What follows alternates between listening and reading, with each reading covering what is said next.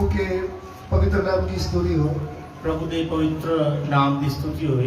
एक बार फिर हम प्रभु के कदमों में आए हैं। एक बार फिर असी परमेश्वर के कदमां विच आए हां। मैं ये आशा करता हूँ कि आप कहीं भी हैं वहाँ पे सब ठीक ठाक होंगे। मैं ये उम्मीद करदा कि तुसीं जिथे किथे भी होगे तुसीं सही सलामत होगे। लेकिन एक बार फिर हम प्रभु के वचनों के ऊपर ध्यान करने जा रहे हैं। एक बार फिर तो असी परमेश्वर के वचनों को सीखने के लिए जा रहे हैं। आज के ध्यान के लिए हम प्रभु का वचन पढ़ना चाहते हैं। आज के ध्यान के लिए असी परमेश्वर के वचन में पढ़ना चाहांगे। पहला पतरस उसका 5 अध्याय उसका 8 वचन। पहला पतरस ओदा 5 अध्याय ओदा 8 वचन। पहला पतरस उसका 5 अध्याय उसका 8 वचन। पहला पतरस ओदा 5 अध्याय ओदा 8 वचन। सुचेत होवो, जागते रहो, तुहाडा विरोधी शैतान बुगदे शी वांगू भालदा फिरदा है, भई किन्नू पाड़ खावां। सचेत हो और जागते रहो, क्योंकि तुम्हारा विरोधी शैतान गर्जने वाले सिंह के समान इस खोज में रहता है कि किसको फाड़ खाए। आइए हम प्रार्थना करें। आइए इसी प्रार्थना करें। हमारे प्यार करने वाले परमेश्वर, साडे प्यार करने वाले परमेश्वर, हम आपको धन्यवाद करते हैं। असी थोड़ा धन्यवाद करते हैं प्रभु आपके वचनों के लिए। प्रभु तुहाडे वचन दे लई। आपका वचन एक एक को समझ में आए। तुहाडा वचन एक एक नूं समझ आवे। सभी आदर में आपको देते हैं। सारा आदर महिमा तुहानू दिंदे आ। पिता हमारी विनती को ग्रहण करें। पिता साडी प्रार्थना नूं सुनो। यीशु मसीह के पवित्र नाम से मांगते हैं। यीशु मसीह दे पवित्र नाम दे विच मांगदे हां। आमीन। फिर एक बार हिंदी में पढ़ना चाहूंगा। एक बार फिर तो इस वचन पहला को पतरस पढ़ांगे। 5 का 8। पहला पतरस 5 अध्याय ओदा 8 वचन। सचेत हो और जागते रहो, क्योंकि तुम्हारा विरोधी शैतान गर्जने वाले सिंह के समान इस खोज में रहता है कि किसको फाड़ खाए। यहाँ पे पतरस प्रेरित प्रभु में जो लोग आए थे उनको एक पत्र लिखता है। इथे प्रभु दा रसूल पतरस जो विश्वासियां नूं एक पत्री लिखदा है, जिन्होंने प्रभु के वचन को ग्रहण किया, जिनकी आत्मा का उद्धार हो गया है, जिन्होंने बपतिस्मा वगैरह लिया था, उन विश्वासियों को चेतावनी देते हुए प्रभु का वचन लिखता है। जिन्हां विश्वासियां ने, जिन्हां लोकां ने प्रभु यीशु मसीह नूं अपना मुक्तिदाता स्वीकार किया, पिता पुत्र पवित्र आत्मा के नाम दे विच बपतिस्मा लिया और जिन्हां ने परमेश्वर ते विश्वास किया है, उन्हां नूं ही ये चेतावनी लिखदा है। यहाँ पे एक बात के ऊपर हम ध्यान करने जा रहे हैं। असीं इत्थे एक गल दे उपर ध्यान करने के लिए जा रहे हैं। यहाँ पे लिखा है कि तुम जागते रहना। इत्थे लिखा कि सुचेत रहो। जागते रहने का मतलब है, जागदे रहने का मतलब की है? ये जागना 2 प्रकार का होता है। जागना 2 प्रकार का होता है। एक तो जब हम सोते हैं रात को, वो भी नहीं सोए तो जागते रहे, उसको जागना बोलते हैं। जेकर रात को असीं नहीं सौंदे तो जागदे ते एक तां जागना ओनू कहंदे हैं। लेकिन दूसरा आत्मिक तौर पर एक जागृति है। ते दूसरा आत्मिक तौर पे एक जागना होता है। उसका मतलब प्रभु में बने रहना। ओदा ये मतलब है कि प्रभु दे विच बने रहना, प्रार्थना और वचन में लगे रहना, प्रार्थना ते वचन दे विच लगातार लगे रहना, और इस बात को ध्यान में रखना कि मेरा एक विरोधी है। और इस गल नूं हमेशा याद रखना कि मेरा एक दुश्मन है, मेरा एक विरोधी है।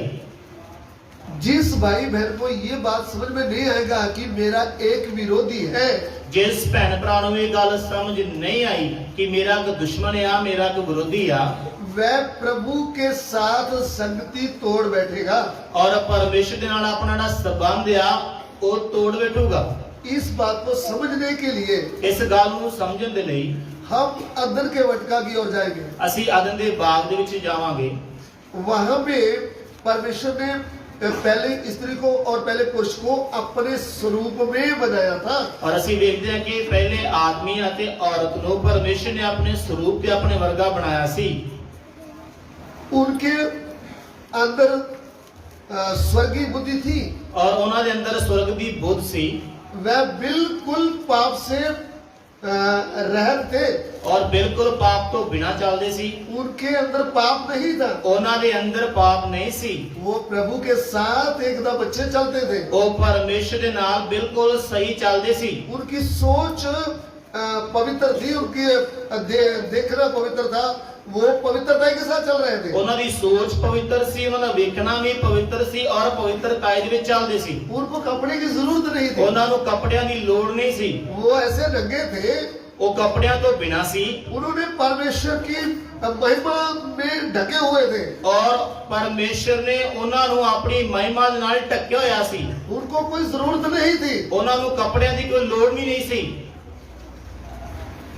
लेकिन अंदर के वाटिका में वो उनको जागते रहना चाहिए था। ਔਰ ਅਦਨ ਦੇ ਬਾਗ ਦੇ ਵਿੱਚ ਉਹਨਾਂ ਨੂੰ ਜਾਗਣ ਦੀ ਲੋੜ ਸੀ।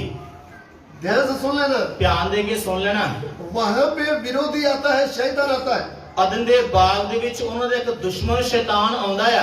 किधर आता है? ਕਿੱਥੇ ਆਉਂਦਾ ਆ? स्वर्गीय जगह में।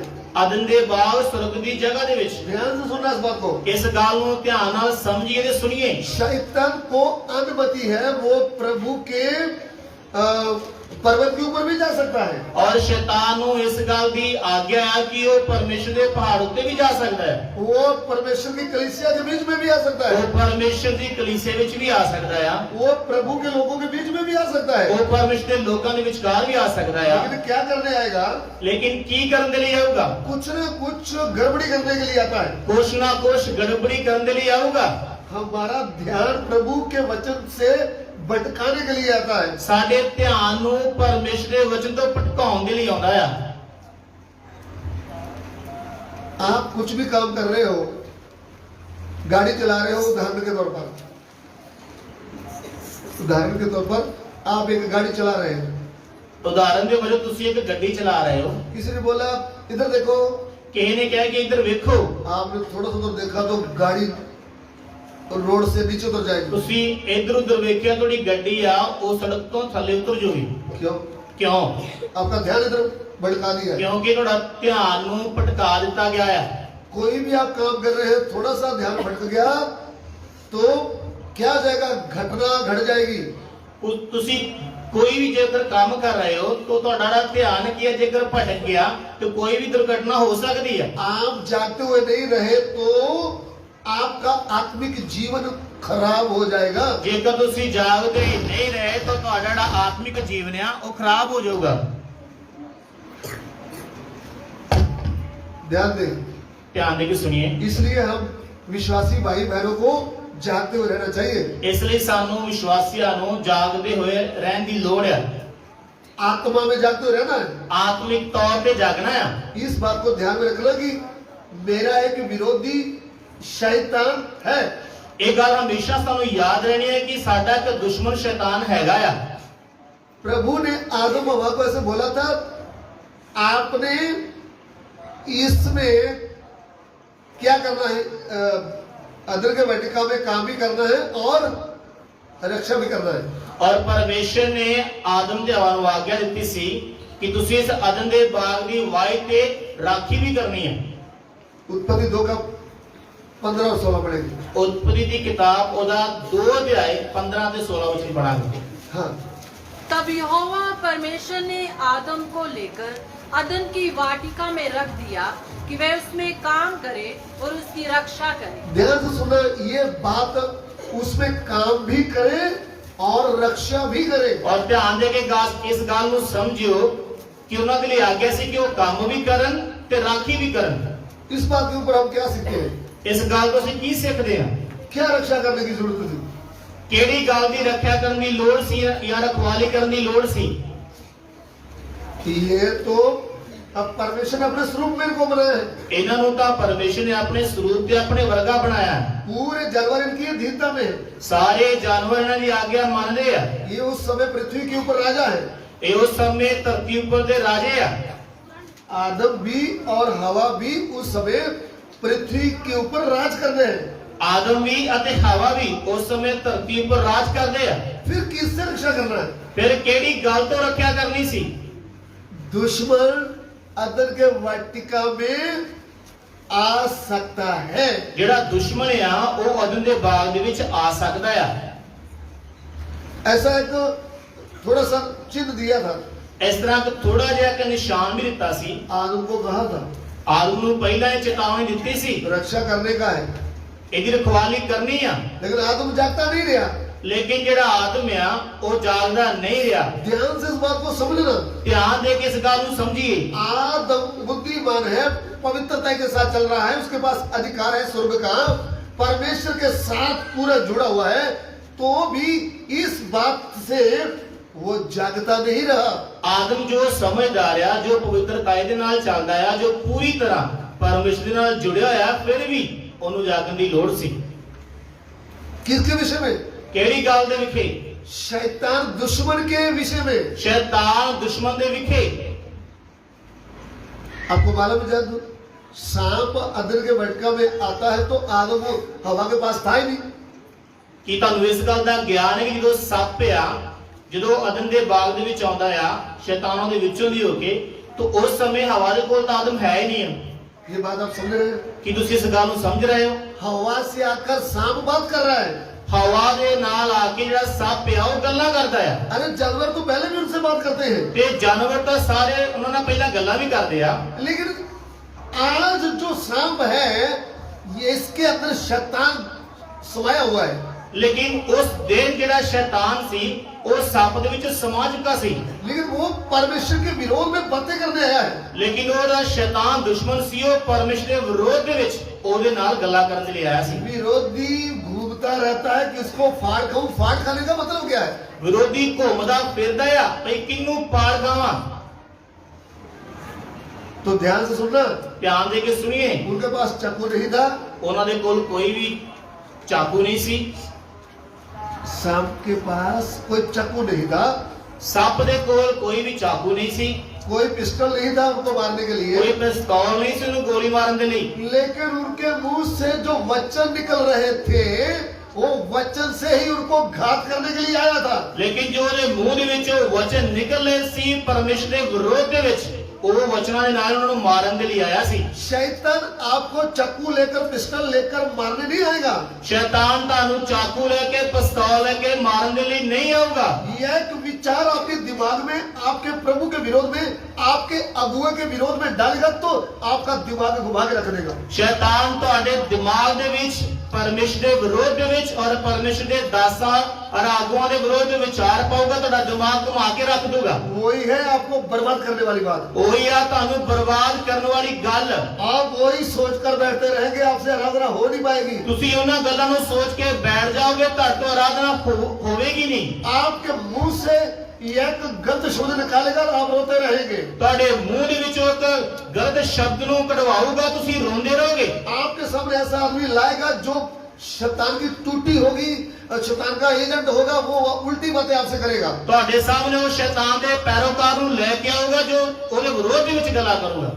वो ऐसा बात करेगा आपको परेशान कर देगा। ਉਹ ਇਹੋ ਜਿਹੀਆਂ ਗੱਲਾਂ ਕਰੂਗਾ, ਤੁਹਾਨੂੰ ਪਰੇਸ਼ਾਨ ਕਰ ਦੂਗਾ। इसलिए आपको जागते रहना है। ਇਸ ਲਈ ਤੁਹਾਨੂੰ ਜਾਗਣ ਦੀ ਲੋੜ ਆ। सांप आकर प्रश्न क्या किया है? ਸੱਪ ਨੇ ਆ ਕੇ ਸਵਾਲ ਕੀ ਕੀਤਾ ਆ? जाग रहे हैं आप? ਕੀ ਤੁਸੀਂ ਜਾਗ ਰਹੇ ਹੋ?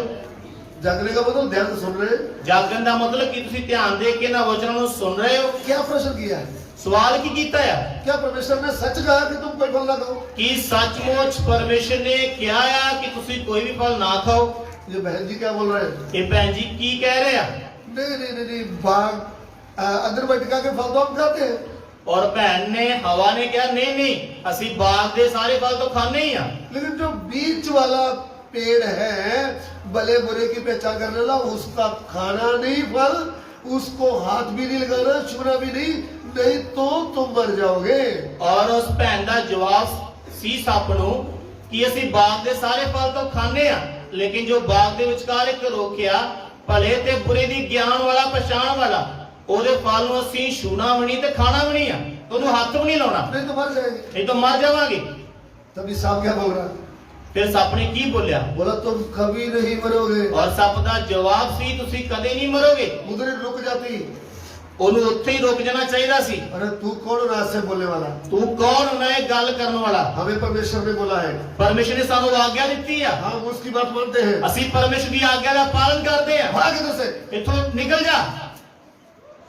तो आगे गड़बड़ी होना नहीं था। ਤਾਂ ਅੱਗੇ ਕੋਈ ਵੀ ਗੜਬੜੀ ਹੋਣੀ ਵੀ ਨਹੀਂ ਸੀ। अगर हवा जाती है तो बात करने से उनको पता चलता मेरे प्रभु के विरुद्ध बात कर रहा है। ਜੇਕਰ ਹਵਾ ਜਾਗਦੀ ਹੁੰਦੀ ਤਾਂ ਗੱਲ ਕਰਦੇ ਸਮੇਂ ਗਿਆਨ ਆ ਜਾਣਾ ਸੀ ਸੱਪ ਆ ਜਦੋਂ ਸ਼ੈਤਾਨ ਵੜਿਆ ਉਹ ਪਰਮੇਸ਼ਰ ਦੇ ਵਿਰੋਧ ਦੇ ਵਿੱਚ ਗੱਲਾਂ ਕਰ ਰਿਹਾ ਹੈ। आप आत्मा में जाते हैं तो कोई भाई बहन पड़ोसी कोई भी आपसे उल्टी बात करता है तो आप उसी समय समझ जाएंगे ये प्रभु के विरोध बोल रहा है। ਜੇਕਰ ਤੁਸੀਂ ਆਤਮਾ ਦੇ ਵਿੱਚ ਜਾਗਦੇ ਹੋ, ਤੁਹਾਡੇ ਨਾਲ ਕੋਈ ਵੀ ਭੈਣ ਭਰਾ ਜਾਂ ਤੁਹਾਡਾ ਗੁਆਂਢੀ ਕੋਈ ਵੀ ਵਿਰੋਧ ਦੇ ਵਿੱਚ ਗੱਲ ਕਰਦਾ ਹੈ ਪਰਮੇਸ਼ਰ ਦੇ, ਤਾਂ ਤੁਹਾਨੂੰ ਸਮਝ ਆਣਾ ਚਾਹੀਦਾ ਹੈ। वो है जागने का मतलब। ਉਹ ਆ ਜਾਗਣ ਦਾ ਮਤਲਬ। शैतान भी वचन लेकर आएगा। ਸ਼ੈਤਾਨ ਵੀ ਵਚਨ ਹੀ ਲੈ ਕੇ ਆਊਗਾ। आपको मालूम है कभी कभी वचन से बात करता है। ਕੀ ਤੁਹਾਨੂੰ ਪਤਾ ਇਸ ਗੱਲ ਦਾ ਕਿ ਸ਼ੈਤਾਨ ਵੀ ਕਦੇ-ਕਦੇ ਵਚਨ ਦੇ ਨਾਲ ਗੱਲ ਕਰਦਾ ਹੈ? जब सृष्टिकर्ता प्रभु मनुष्य के रूप में यीशु बनकर चल रहा था, ਜਦੋਂ ਬਣਾਉਣ ਵਾਲਾ ਪਰਮੇਸ਼ਰ ਖੁਦ ਮਨੁੱਖ ਬਣ ਕੇ ਪ੍ਰਭੂ ਯਿਸੂ ਮਸੀਹ ਬਣ ਕੇ ਚੱਲ ਰਿਹਾ ਸੀ, जब उन्होंने 40 दिन 40 रात भोजन नहीं किया, ਜਦੋਂ 40 ਦਿਨ ਤੇ 40 ਰਾਤਾਂ ਖਾਣਾ ਨਹੀਂ ਖਾਦਾ, पवित्र आत्मा में भरकर जंगल में घूम रहा था, ਪਵਿੱਤਰ ਆਤਮਾ ਦੇ ਨਾਲ ਭਰਪੂਰ ਹੋ ਕੇ ਜੰਗਲ ਦੇ ਵਿੱਚ ਘੁੰਮ ਰਿਹਾ ਸੀ, उनको भूख लग रही है। ਔਰ ਉਸ ਸਮੇਂ ਭੁੱਖ ਲੱਗੀ ਸੀ। ये उसी समय आकर क्या बोला? ਇਹ ਸ਼ੈਤਾਨ ਉਦੋਂ ਆਣ ਕੇ ਕੀ ਬੋਲਿਆ? पत्थरों को बोल रोटी बन जाए, आपको भूख लग रहा है। ਭੁੱਖ ਲੱਗੀ ਹੈ ਤੇ ਪੱਥਰਾਂ ਨੂੰ ਕਹਿ ਕਿ ਰੋਟੀਆਂ ਬਣ ਜਾਣ। लेकिन प्रभु यीशु क्या कहते हैं? ਲੇਕਿਨ ਪ੍ਰਭੂ ਯਿਸੂ ਮਸੀਹ ਨੇ ਜਵਾਬ ਕੀ ਦਿੱਤਾ? लिखा है वचन में, ਵਚਨ ਦੇ ਵਿੱਚ ਐਵੇਂ ਲਿਖਿਆ ਆ, मनुष्य रोटी से जीवित नहीं रहेगा, ਮਨੁੱਖ ਕੇਵਲ ਰੋਟੀ ਦੇ ਨਾਲ ਹੀ ਜਿੰਦਾ ਨਹੀਂ ਰਹੂਗਾ, परमेश्वर के मुंह से निकलने वाले वचनों से जीवित रहेगा। ਲੇਕਿਨ ਉਹ ਹਰੇਕ ਵਚਨ ਜੋ ਪਰਮੇਸ਼ਰ ਦੇ ਮੂੰਹ ਦੇ ਵਿੱਚੋਂ ਨਿਕਲਦਾ ਹੈ ਜਿੰਦਾ ਰਹੇਗਾ। आमीन। ਹਾਲੇਲੂਇਆ। प्रभु यीशु मनुष्य बनकर कैसे दुश्मन का सामना किया? ਪ੍ਰਭੂ ਯਿਸੂ ਮਸੀਹ ਨੇ ਮਨੁੱਖ ਬਣ ਕੇ ਕਿਵੇਂ ਦੁਸ਼ਮਣ ਦਾ ਸਾਹਮਣਾ ਕੀਤਾ? बोलिए, ਬੋਲੀਏ, कैसे सामना किया? ਕਿਵੇਂ ਸਾਹਮਣਾ ਕੀਤਾ? वचन से। ਵਚਨ ਦੇ ਨਾਲ ਹੀ ਸਾਹਮਣਾ ਕੀਤਾ। हमको कैसे दुश्मन का सामना करना है? ਸਾਨੂੰ ਸ਼ੈਤਾਨ ਦੁਸ਼ਮਣ ਦਾ ਸਾਹਮਣਾ ਕਿਵੇਂ ਕਰਨਾ ਚਾਹੀਦਾ ਹੈ? प्रभु के वचन से। ਪਰਮੇਸ਼ਰ ਦੇ ਵਚਨ ਦੇ ਨਾਲ। अगर ध्यान से वचन ही नहीं सीखा, ਜੇਕਰ ਧਿਆਨ ਨਾਲ ਵਚਨ ਨੂੰ ਸਿੱਖਿਆ ਹੀ ਨਹੀਂ, आप उनका सामना नहीं कर पाओगे। ਤੁਸੀਂ ਸ਼ੈਤਾਨ ਦਾ ਸਾਹਮਣਾ ਹੀ ਨਹੀਂ ਕਰ ਪਾਓਗੇ। आप बोलोगे अभी मेरे सामने फल आएगा ना तो मैं खाऊंगी नहीं, मैं खाऊंगा ही नहीं। ਤੁਸੀਂ ਤਾਂ ਦਾਅਵੇ ਕਰੋਗੇ ਕਿ ਜੇਕਰ ਮੇਰੇ ਸਾਹਮਣੇ ਫਲ ਖਾਣ ਦੀ ਗੱਲ ਆਊਗੀ ਤਾਂ ਮੈਂ ਤਾਂ ਖਾਊਂਗੀ ਨਹੀਂ, ਖਾਊਂਗਾ ਨਹੀਂ। आपके सामने फल खाने की बात नहीं आएगी। ਤੁਹਾਡੇ ਸਾਹਮਣੇ ਫਲ ਨੂੰ ਖਾਣ ਦੀ ਗੱਲ ਨਹੀਂ ਆਊਗੀ। आपके सामने फंक्शन आएगा। संडे को उन्होंने फंक्शन रखा है, उन्होंने बोला पूरी फैमिली आना। ਤੁਹਾਡੇ ਸਾਹਮਣੇ ਇੱਕ ਪ੍ਰੋਗਰਾਮ ਆਊਗਾ ਜੋ ਐਤਵਾਰ ਨੂੰ ਰੱਖਿਆ ਹੋਊਗਾ ਤੇ ਤੁਹਾਨੂੰ ਸਾਰੇ ਪਰਿਵਾਰ ਨੂੰ ਸੱਦਿਆ ਜਾਊਗਾ। ਉਹ ਇਹਨਾਂ ਦੇ ਫਰੈਂਡ ਨੇ, ਉਹ ਇਕੱਠੇ ਫੌਜ ਵਿੱਚ ਰਹੇ ਨੇ, ਉਹ ਰਿਟਾਇਰ ਹੋਏ ਨੇ। ਉਹ ਪਤਾ ਕੀ, ਉਹ मतलब वो विश्वासी नहीं है, भाइयों के जैसे प्रेम करते हैं। ਤੇ ਇਹ ਸੁਣਾ ਮਿਲੂਗਾ ਕਿ ਇਹਨਾਂ ਨੇ ਪ੍ਰੋਗਰਾਮ ਰੱਖਿਆ ਆ, ਉਹ ਫੌਜ ਵਿੱਚ ਰਿਟਾਇਰ ਹੋਏ ਆ ਤੇ ਉਹਨਾਂ ਨੇ ਘਰੇ ਸਭ ਨੂੰ ਬੁਲਾਇਆ। ਉਹ ਵਿਸ਼ਵਾਸੀ ਨਹੀਂ ਆ ਪਰ ਭੈਣ ਭਰਾ ਵਾਂਗੂ ਰਹਿੰਦੇ ਆ। लेकिन देखो आज रात में छोड़ देंगे तो फिर बेचारा परेशान हो जाएगा। ਤੇ ਅੱਜ ਪ੍ਰਾਰਥਨਾ ਛੱਡ ਦੇਵਾਂਗੇ, ਆਰਾਧਨਾ ਛੱਡ ਦੇਵਾਂਗੇ, कोई बात नहीं, ਕੋਈ ਗੱਲ ਨਹੀਂ ਤਾਂ ਉਹ ਪਰੇਸ਼ਾਨ ਹੋ ਜਾਊਗਾ। हाँ, अभी कौन आ रहा है? ਹੁਣ ਕੌਣ ਆਉਂਦਿਆ ਹੈ? विचार कौन दे रहा है? ਵਿਚਾਰ ਕੌਣ ਦੇਣ ਦਿਆ ਹੈ? शैतान। ਸ਼ੈਤਾਨ ਵਿਚਾਰ ਦੇ ਰਿਹਾ ਹੈ। अगर हम आत्मा में जाते हैं, ਜੇਕਰ ਅਸੀਂ ਆਤਮਿਕ ਤੌਰ ਤੇ ਜਾਗਦੇ ਹਾਂ, हम बोलेंगे पहले 8 से 10 हम आराधना लेंगे। ਅਸੀਂ ਇਹ ਬੋਲਾਂਗੇ ਪਹਿਲਾਂ 8 ਤੋਂ 10 ਪਰਮੇਸ਼ਰ ਦੀ ਆਰਾਧਨਾ ਕਰਾਂਗੇ। कोई बात नहीं, आधा घंटा लेट भी हो गया तो कोई बात नहीं। ਕੋਈ ਵੀ ਗੱਲ ਨਹੀਂ, ਜੇਕਰ ਅਸੀਂ ਅੱਧਾ ਘੰਟਾ ਲੇਟ ਵੀ ਚਲੇ ਜਾਵਾਂਗੇ। नहीं तो 10 बजे निकलना था, 8 बजे ही प्रेस पकड़ के कभी शर्ट प्रेस कर रहे हैं, कभी पैंट प्रेस कर रहे हैं, 1 घंटा प्रेस में लगा दिया। तो नहीं तो आधा घंटा पहले ही प्रेस पढ़ांगे, शर्ट प्रेस करांगे, पैंट प्रेस करांगे तो आधा घंटा ही निकल जाएगा। फिर तैयार होने में 2 घंटे लगा दिए। तैयार होने में 2 घंटे लग गए। इतना आत्मा में जागता है भाई, क्या कमाल करता है। ਤੇ ਇਹ ਵੀਰ ਇੰਨਾ ਆਤਮਾ 'ਚ ਜਾਗਦਾ ਕਿ ਕੀ ਗੱਲਾਂ ਕਰਦੇ ਆ। ये बहन जी 2-2.5 घंटे से पहले तैयार ही नहीं होती। ਇਹ ਭੈਣ 2-2.5 ਘੰਟੇ ਤੋਂ ਪਹਿਲਾਂ ਤਿਆਰ ਹੀ ਨਹੀਂ ਹੁੰਦੀ। वो भी मेरे कम समय बोला है, कुछ लोग तो 4 घंटे चाहिए उनको। ਇਹ ਵੀ ਥੋੜਾ ਸਮਾਂ ਬੋਲੇ, ਕਈਆਂ ਭੈਣਾਂ ਨੂੰ 4 ਘੰਟੇ ਚਾਹੀਦੇ ਆ। लापरवाही सुस्ती करने से हम प्रभु में आगे बढ़ नहीं सकते। ਲਾਪਰਵਾਹੀ ਅਤੇ ਸੁਸਤੀ ਕਰਕੇ ਅਸੀਂ ਪਰਮੇਸ਼ਰ ਦੇ ਨਾਲ ਚੱਲ ਨਹੀਂ ਸਕਦੇ। यीशु मसीह के लहू की ਪ੍ਰਭੂ ਯਿਸੂ ਮਸੀਹ ਦੇ ਲਹੂ ਦੀ ਜੈ। वचन सीखते समय सोते हुए बैठेंगे तो आत्मा में मर जाएंगे। ਵਚਨ ਨੂੰ ਸਿੱਖਦੇ ਸਮੇਂ ਜੇਕਰ ਸੌਵਾਂਗੇ ਸਾਡੀਆਂ ਅੱਖਾਂ ਬੰਦ ਰਹਿਣਗੀਆਂ, ਅਸੀਂ ਆਤਮਿਕ ਤੌਰ ਤੇ ਪਰਮੇਸ਼ਰ ਦੇ ਨਾਲ ਮਰ ਜਾਵਾਂਗੇ। 3 प्रकार से एक विश्वासी भाई बहन मर जाता है। ਤਿੰਨਾਂ ਪ੍ਰਕਾਰ ਦੇ ਨਾਲ ਇੱਕ ਵਿਸ਼ਵਾਸੀ ਭੈਣ ਭਾਈ ਮਰਦਾ ਆ। सबसे पहली बात, ऊंचे विचार आते हैं घमंड के कारण आत्मा में मर जाता है। ਸਭ ਤੋਂ ਪਹਿਲਾਂ ਵੱਡੇ ਵੱਡੇ ਵਿਚਾਰ ਆਉਂਦੇ ਆ, ਘਮੰਡ ਦੇ ਵਿਚਾਰ ਆਉਂਦੇ ਆ ਤੇ ਘਮੰਡ ਕਰਕੇ ਉਹ ਆਤਮਿਕ ਤੌਰ ਤੇ ਮਰ ਜਾਂਦਾ ਹੈ। दूसरे नंबर पर पैसे का लालच जब आता है, इधर से पैसा तो आत्मा में मर जाता है। ਦੂਸਰੇ ਨੰਬਰ ਤੇ ਪੈਸੇ ਦਾ ਲੋਭ, ਇਧਰੋਂ ਪੈਸਾ ਉਧਰੋਂ ਪੈਸਾ, ਤਦ ਵੀ ਕੀ ਆਦਮੀ ਆਤਮਿਕ ਤੌਰ ਤੇ ਇੱਕ ਵਿਸ਼ਵਾਸੀ ਮਰ ਜਾਂਦਾ ਹੈ। सब कुछ होते हुए भी क्या बोलते हैं, ਸਾਰਾ ਕੁਝ ਹੁੰਦੇ ਹੋਏ ਵੀ ਕੀ ਕਹਿੰਦੇ ਆ, हमारा तो कोई हाल नहीं, ਸਾਡਾ ਕੋਈ ਹਾਲ ਨਹੀਂ ਆ, हम तो रोटी खाने के जरा कर रहे हैं, ਅਸੀਂ ਤਾਂ ਰੋਟੀ ਖਾ ਕੇ ਗੁਜ਼ਾਰਾ ਕਰਦੇ ਆ। दूसरे लोग साथ में चावल खाते हैं, ਦੂਸਰੇ ਲੋਕ ਤਾਂ ਰੋਟੀਆਂ ਨਾਲ ਚੌਲ ਵੀ ਖਾਂਦੇ ਆ, हम तो रोटी खा के गुजारा कर रहे हैं, ਅਸੀਂ ਤਾਂ ਰੋਟੀ ਖਾ ਕੇ ਗੁਜ਼ਾਰਾ ਕਰਦੇ ਆ, क्योंकि हमें संतुष्टि नहीं है। ਕਿਉਂਕਿ ਸਾਨੂੰ ਸੰਤੁਸ਼ਟੀ ਨਹੀਂ ਆ। तीसरी बात है पराई स्त्री पराया पति। ਤੀਸਰੀ ਗੱਲ ਆ ਪਰਾਈ ਔਰਤ ਤੇ ਪਰਾਇਆ ਮਰਦ।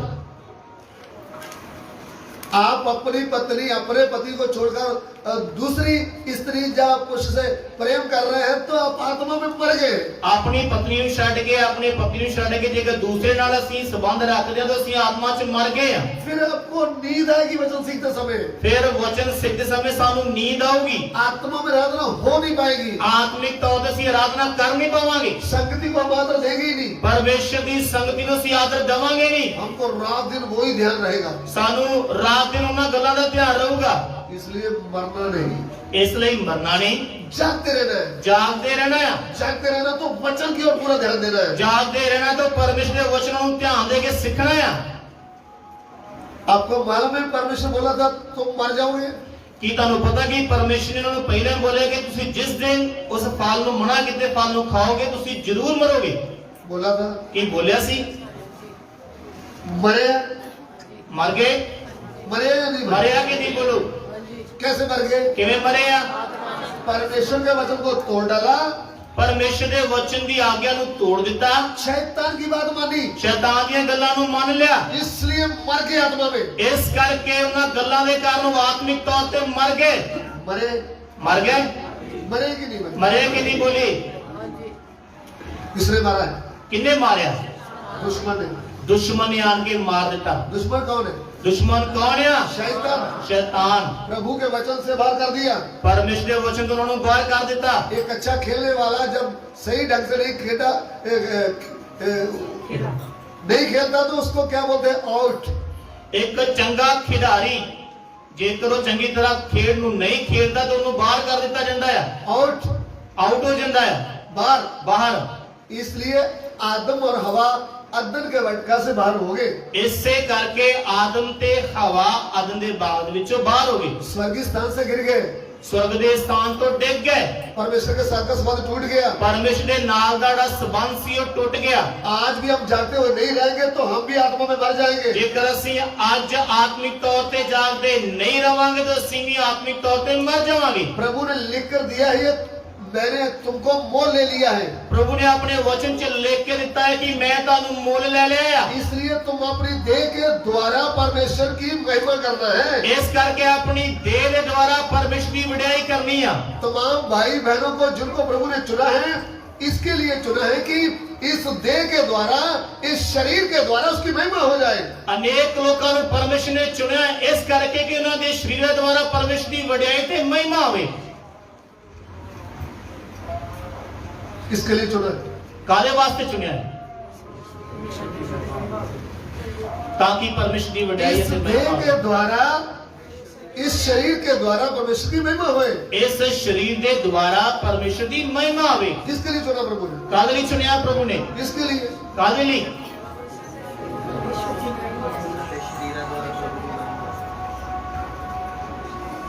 ये शरीर के द्वारा काम करने के लिए प्रभु ने हमको चुना है।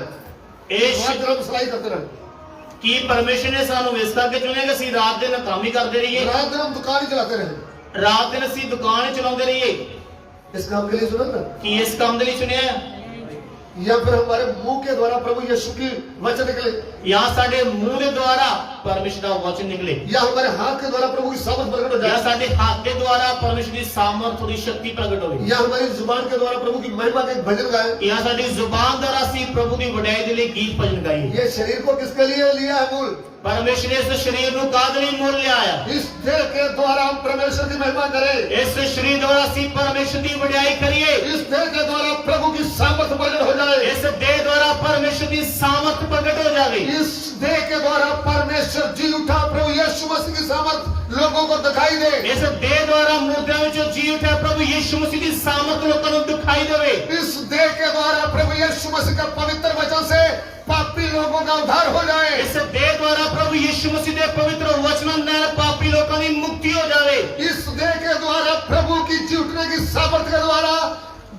बीमारी के मारे हुए जिनको डॉक्टरों ने जवाब दे दिया है, वो बिस्तरा उठाकर चल पड़े। ਇਸ ਦੇਹ ਦੇ ਦੁਆਰਾ ਜੋ ਮੁਰਦਿਆਂ ਵਿੱਚੋਂ ਜੀ ਉੱਠਿਆ ਪ੍ਰਭੂ ਯਿਸੂ ਮਸੀਹ ਆ, ਉਹਦੀ ਸਾਮਰਥ ਦੁਆਰਾ ਹਰ ਬਿਮਾਰੀ, ਹਰ ਮਰੀਜ਼ ਜਿਹਨੂੰ ਡਾਕਟਰਾਂ ਨੇ ਜਵਾਬ ਤੋਂ ਉੱਠ ਕੇ ਖੜਾ ਹੋ ਜਾਵੇ। इस देह के द्वारा, हमारे मुंह से निकलने वाले शब्द के द्वारा अंधकार की शक्तियां मनुष्य की बुद्धि छोड़कर भाग जाए। ਇਸੇ ਦੇਹ ਦੁਆਰਾ ਸਾਡੇ ਮੂੰਹ ਚੋਂ ਨਿਕਲਣ ਵਾਲੇ ਪਰਮੇਸ਼ਰ ਦੇ ਵਚਨ ਦੁਆਰਾ ਅੰਧਕਾਰ ਦੀਆਂ ਸ਼ਕਤੀਆਂ ਨੇ ਲੋਕਾਂ ਦੀ ਸਮਝ ਨੂੰ ਛੱਡ ਕੇ ਦੂਰ ਹਟਣਾ ਹੈ।